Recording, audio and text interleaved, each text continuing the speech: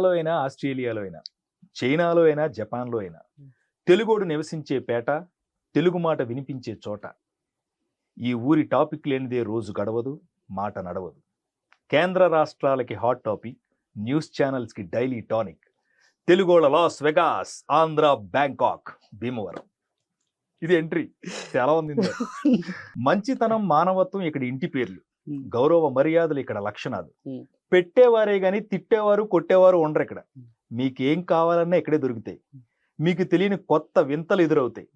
Roles Royals car దగ్గర నుంచి Benz కార్ల దాకా, టెక్నిక్ నుంచి టెక్నాలజీ దాకా అప్డేటెడ్గా ఉంటారు ఇక్కడ. మార్కెట్లో కొత్తగా ఏదైనా వస్తే రేటు ఎంతో చెప్పేలోపే అంతే అని కొనిపారేస్తారు మా వాళ్ళు.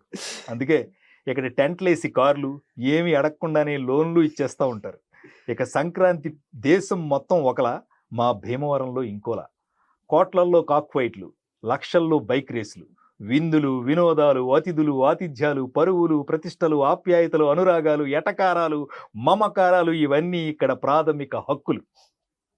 అందుకే ఒక్కసారి మా ఊరు వస్తే ఇక వస్తూనే ఉంటారు. మళ్ళీ మళ్ళీ వస్తాం వస్తాం అంటారు. పిల్లలకి చదువులు, పెద్దలకి చెరువులు, కుర్రాళ్ళకి బైకులు, అమ్మాయిలకి లైకులు అంటే చాలా ఇష్టం. ఇలా అన్నీ కలిసిన మరో బుల్లి ప్రపంచం మా భీమవరం. భీమవరంలో తొలి 2 అక్షరాలు భీమా, అదే మా ధీమా. ఇంకోలా చెప్పాలంటే భీమవరంలోనే ఉంది వరం, ఇక్కడ పుట్టడం ఆ దేవుడిచ్చిన వరం. ఇది చదివి అబ్బాయి ఎంత ఊరి మీద ఎలా రాసేవరా అని అంటే